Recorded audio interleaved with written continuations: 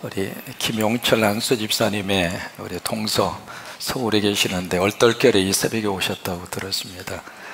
하여튼 이 교회는 희한합니다. 누가 오기만 하면 새벽에 모시고 와. 이형석 우리 집사님 주의 이름으로 환영하면서 우리 박수 한번 부탁합니다.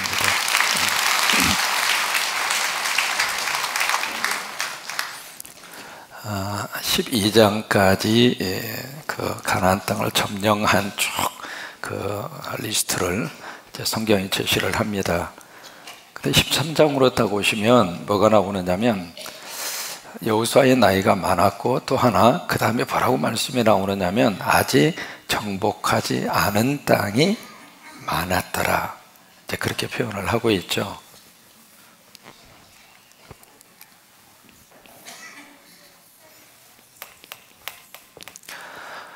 그러면 그 당시 13장에 가셔서 아직 정복하지 못한 땅이 어디가 있을까? 이제 가장 크게 정복하지 못한 땅이 이쪽에 이제 지중해잖아요.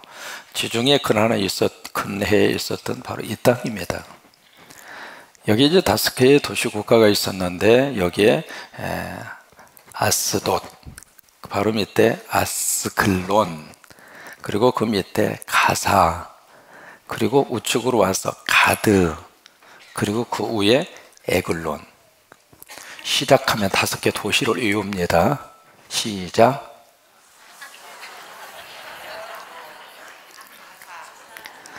들으실 때는 그냥 그러려니 하지만 외워서 한다는 게 쉬운 일이 아닙니다. 이 5개의 도시국가가 바로 블레셋이라고 하는 나라를 형성하고 있는 도시국가입니다. 다시 해볼게요. 아스돗, 아스글론, 가사, 가드, 에글론. 시작.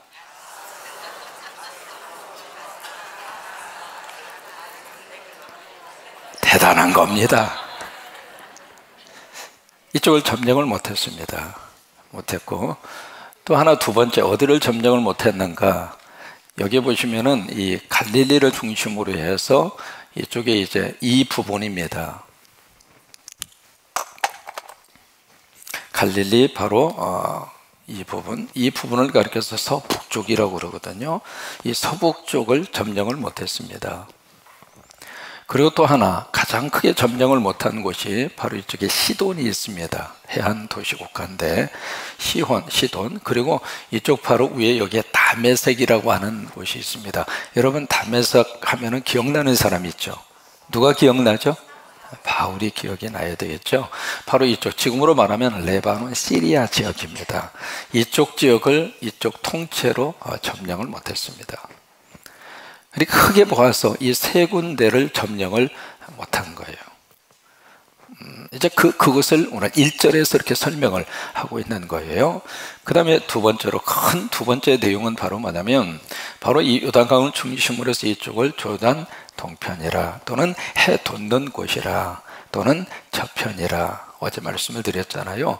이쪽을 모세를 통해서 점령을 한 다음에 이쪽에 보면 크게 3개의 강이 이렇게 흐르고 있습니다. 여러분 성경에서 가장 중요한 지형에 우리가 머릿속에 기억해야 할 것은 강이에요. 강을 중심으로 해서 지형도 나누어지고 강을 중심으로 해서 하나님의 역사도 나타나고 여기 보시면은 이게 사해잖아요. 사해 이쪽에 중간 부분에 강이 하나 흐릅니다. 그 강이 아르논 강입니다. 그리고 바로 위에 여기에 산이 하나 있습니다. 이 산이 그 유명한 느보산입니다. 그리고 느보산에서 위로 올라가서 중간 즈음에 흐르는 강이 야복강입니다. 좀 들어보셨죠? 야복강. 그 다음에 이 야복강에서 위로 갈릴리에서 요단강 이 바로 여기에서 또 하나 흐르는 강이 있습니다. 이 강이 야르목 강입니다. 그러니까 이 3개의 강이 이렇게 딱 흐르고 있는 거예요.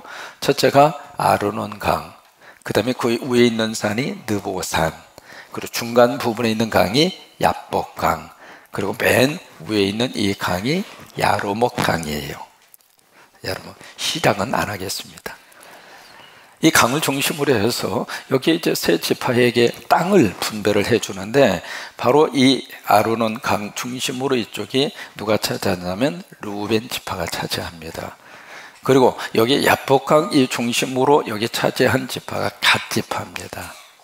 그리고 야르못이라고 하는 강 위쪽 이 부분을 차지한 지파가 베냐민 반지파 2분의 1 지파가 이 땅을 차지를 하죠. 그래서 이 땅 차지한 것을 이제 오늘 성경에 보시면 쭉 이렇게 그 도시들을 그렇게 언급을 하고 있는 거예요. 그러면서 이제 마지막으로 세 번째로 뭘 말씀을 하시느냐면 여호수아도 그러고 모세도 그러고 여기 레위 지파에게는 땅을 분배하지 않았다. 그러면서 그 이유를 설명을 합니다. 왜냐하면 하나님의 그들의 기업이기 때문이다. 이게 이제 오늘 성경 전체 내용입니다.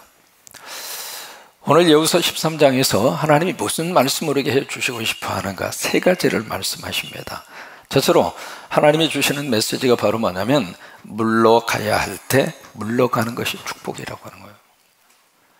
지금 1절을 보시면 여호수아의 나이가 매우 많았더라 그렇게 설명을 하고 있잖아요. 여호수아가 몇 살까지 살았는가? 여러분 여호수아를 쭉 읽어보시면 110살까지 삽니다. 이번에 축복의 요단강 건너시는 여러분들은 전부 다 110살까지는 사셔야 돼요. 일단 아멘은 하고 볼 일입니다. 그러니까 110살까지는 다 사셔야 됩니다.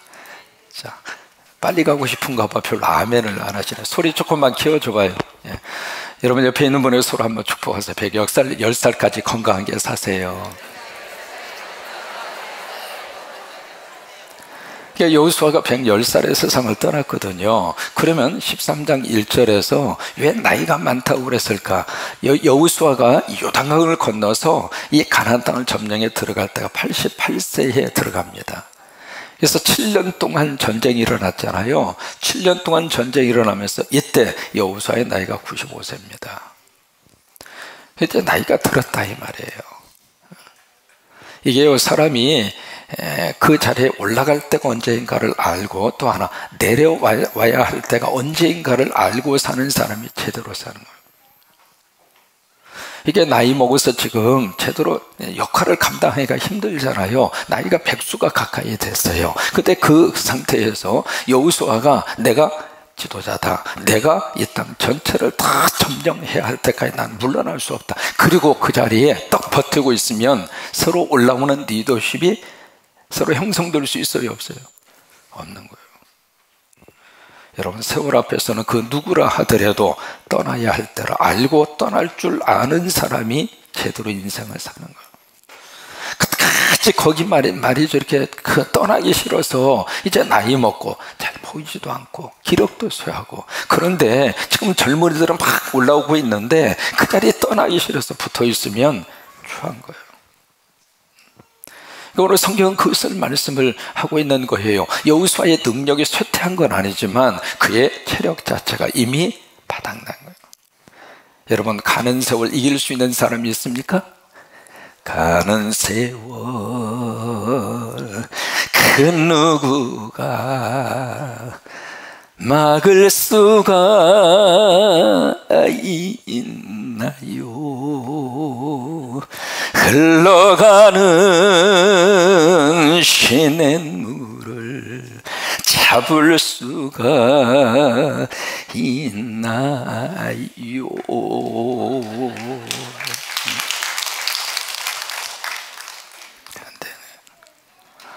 이영기 씨라고 하는 사람이 우리에게 남겨준 시 가운데 낙화라고 하는 시가 있습니다. 그 시에서 이영기 씨가 그렇게 이야기합니다. 본인이 물러가야 할 때를 알고 정확히 알고 물러가는 사람의 뒷모습이 어찌 그리 아름다운가. 등장할 때도 멋있게 등장하지만 떠날 때도 멋있게 떠날 줄 아는 사람의 뒷모습이 아름다운 거예요. 그러니까 오늘 1절 말씀에서 그것을 말씀을 해주고 있는 거예요. 근데 여호수아는 이 하나님의 말씀에 따라서 사라질 때 기가 막히게 아름답게 살아요. 여러분 하나님이 허락을 하셔서 사역을 하게 하시고 하나님이 들어서실 때는 최선을 다해서 우리가 하나님 앞에 헌신하고 그리고 때가 돼서 왜? 어차피 우리가 이 세상에서 언젠가 하나님 부르시면 다 천국 가야 되잖아. 뭐 이렇게 세상에 미련도 우리가 살아야 할 이유가 뭡니까? 뭐 이 세상의 모든 것이 다 여기다가 다 있는 것처럼 올인하고, 뭐 우리가 그런 거 아니잖아요. 우리는 이 세상에 잠시 하나님이 허락하신 생명을 누리다가 하나님이 오라 하면 아멘하고, 아버지 이 땅에 와서 아버지 만나서 행복하게 소풍 잘 지내고 아버지 나라 갑니다.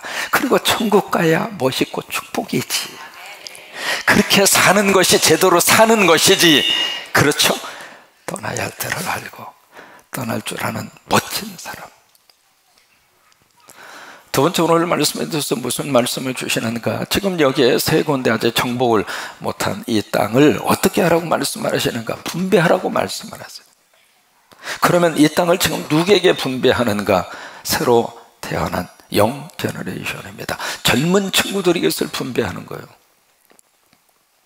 무슨 말씀이냐면, 그러면서 6절 말씀에 하나님 그렇게 약속을 하십니다. 내가 너희에게 이 땅을 주리라. 그러니까 여호수아에게 처음에 주셨던 그 약속을 우리 젊은 친구들에게 다시 한번 하나님이 약속을 하시는 겁니다. 그러면서 그들에게 분배를 해라. 그들에게 몫으로 떼어주어라. 이게 무슨 얘기냐면, 우리 자라나는 젊은 친구들에게, 젊은 세대들에게 하나님이 지금 무엇을 주시느냐면, 그들에게 꿈을 주고 그들에게 비전을 주고 그들에게 삶에 대한 목표를 주는 거예요. 어른들이 해야 할 일이 바로 그겁니다. 우리 자녀들에게 무엇을 줄까? 재산을 주는 것보다도 더 중요한 것은 그들의 가슴 속에 정말 분명한 삶의 비전과 꿈과 그리고 달려가야 할 목표를 주는 것이 부모의 책임이라 그 말이에요. 교회가 해야 할 일이 무엇인가? 교회는 그걸 하는 거예요. 여러분, 이 새벽에 우리 자녀들이 같이 나와서 이 새벽에 재단을 쌓는다는 것이 저는 너무 행복해요. 새벽의 영성을 우리 자녀들에게 물려주어서 그들 미래 속에 하나님의 큰 은혜가 임하기를 바라고, 하나님이 들어 쓰시기를 바라고, 그래서 이 여호수아는 아직 점령하지 못했지만 너희들의 몫이다. 가라! 그리고 이 목표를 가지고 살아라. 여러분, 가장 힘든 것은 왜 살아야 하는가라고 하는 질문에 대한 답이 없이 사는 것이 가장 힘든 거예요. 그리고 우리 자녀들에게 바로 이 여호수아 13장을 통해서 그 말씀을 주시는 거예요. 그 다음에 세 번째로, 오늘 두 번에 걸쳐서 똑같은 말씀을 하십니다. 여호수아도 그리고 모세도 마찬가지입니다. 여호수아도 이 땅을 다 이렇게 분배를 할 때 레위 지파에게는 땅을 분배하지 아니했다. 그리고 33절에서도 모세도 마찬가지고요. 그러면서 레위 지파에게는 기업을 주지 않았다라고 하는 말씀을 하면서 뭐라고 말씀을 하시냐면, 바로 레위 지파에게, 그들에게 하나님이 주시는 하나님의 그 기업이 바로 뭐냐면, 하나님이 바로 그들의 기업이다. 그렇게 말씀을 하시는 거예요. 하나님이 그들의 기업이라 이 말이에요.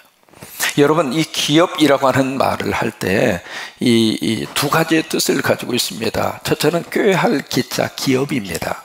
꾀할 기. 그때의 기업은 우리말로, 영어로 말하면 컴퍼니입니다. 여러분, 회사라고 하는 말을 컴퍼니라고 그러잖아요. 컴퍼니. 이 컴퍼니라고 하는 말이 참 재밌는 말입니다. 어디서 왔느냐면 함께라고 하는 말이거든요. 이 판이 이 말이 파이네라고 하는 말에서 왔는데 빵이라고 하는 뜻입니다. 그래서 원래 이 컴퍼니라고 하는 말은 캄파이니아라고 하는 말에서 나왔거든요. 그 말의 뜻은 빵을 같이 나눠 먹는다 그 말이에요. 그래서 회사라고 하는 것은 한솥밥을 먹는 것이 회사예요. 여러분, 회사를 운영하는 분이 계시면 꼭 기억을 하셨으면 좋겠어요. 종업원들을 부려먹고 종업원들이 내 돈을 벌어주는 기계가 아니라 그 말이에요. 컴퍼니라고 하는 것은, 원래 회사라고 하는 것은 같이 벌어먹고 사는 사람들이에요. 같이 먹는 사람들이에요. 여러분, 그 회사에 정신을 갖는 우리 성도들의 크리스찬 기업가들이 많이 나와야 세상이 달라져요. 우리는 예수님 안에서 하나님이 여러분들을 다 복을 주셔서, 하나님이 여러분들을 다 복을 주셔서 건실한 기업, 회사 많이 세우세요. 많이 세우셔서 이 성서적으로 컴퍼니 같이 벌어먹고 살라 이 말이에요. 그것이 간판이라고 하는 단어의 가장 중요한 뜻이거든요. 두 번째, 이 기업이라고 하는 두 번째 뜻은 파운데이션, 터 기자를 써서 그때 쓰는 말은 inheritance라고 하는 말을 써요.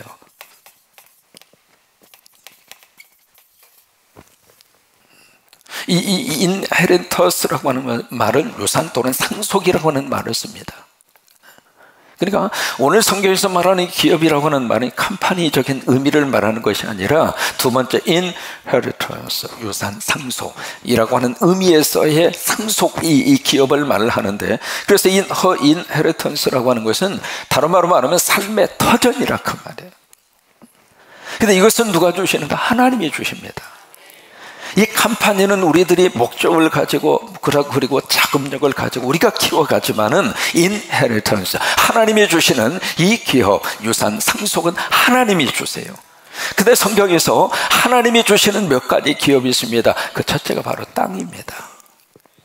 여러분, 그때 땅이라고 하는 것은 우리가 딛고 있는 이 땅, 그 차원에서 끝나는 것이 아니라 모든 인간, 사람이 바로 땅입니다. 땅을 주셨다는 이야기는 영혼을 맡겨주셨다 그 말이에요. 그래서 영혼을 맡겨주시는데 무엇으로 맡겨주시는가? 바로 전도와 선교를 통해서 하나님이 땅을 기업으로 주시고, 두 번째로 하나님이 주시는 인헤리턴스가 무엇일까? 바로 자식입니다. 자식은 여호와의 기업이요, 그렇게 말씀하잖아요. 여러분, 우리 가정에 주신 자녀는 하나님이 주신 인헤리턴스예요. 우리 삶의 터전이라 그 말이에요. 삶의 기초라 그 말이에요. 그래서 하나님이 주신 이 기업. 세 번째로 하나님이 주시는 가장 중요한 인헤리턴스, 삶의 터전이고 기초인 기업이 무엇일까? 하나님이에요. 크게 아멘. 하나님이 바로 우리 삶의 터전이라 그 말이에요. 그걸 우리에게 기업으로 주셨다 이 말이에요. 특별히 이 레위 지파에게 하나님께서 그것을 아주 분명하게, 다른 지파들은 다 세상의 땅으로 분배해서 끝나지만 너희 레위 지파는 어떤 일이 있어도 하나님께서 땅을, 이 세상적인 땅이 아니라 바로 하나님이 그들의 기업이라 그 말이에요. 여러분, 이 레위 지파가 누구일까? 오늘 예수 믿는 모든 성도들이 바로 레위 지파예요. 우리들에게는 하나님이라고 하는 기업을 주셨어요. 예수님이라고 하는 기업을 주셨어요. 성령이라고 하는 기업을 하나님이 주셨어요. 여러분과 우리 안에 그 기업이 우리 안에 있어요. 아멘. 그래요. 그 기업 가슴에 붙들고, 이 모든 하나님의 기업을 얻기 위해 가장 먼저 해야 되는 것은 요단강을 건너 여리고를 무너뜨려야 돼. 그래서 이 시간에 우리 청년부에서 나오셔서 여리고성을 격파하고 여리고성을 무너뜨리는, 지난번엔 청년이 헌신 예배 때 했던, 제가 듣기로 이 율동 준비하느라고 몇 개월 동안 고생했다는 이야기를 들었습니다. 이거 맞춰서 하는 게 쉬운 일이 아니잖아요. 이 시간 우리 청년부가 나오셔서 귀한 드라마를 통해서 여리고성을 무너뜨리는 그 장면을 우리가 함께 보면서 내 안에 있는 여리고성도 무너뜨리고, 그래서 우리 안에 하나님이 내 인생의 삶의 터전이 되게 하시고, 예수님이 내 삶의 가장 중요한 이 헤리턴스 터전이 되게 하시고, 또 하나 성령님이 바로 하나님이 주시는 놀라운 기업이 우리 안에 있음을 기억하면서 그렇게 승리하시게 될 주의 이름으로 축원합니다.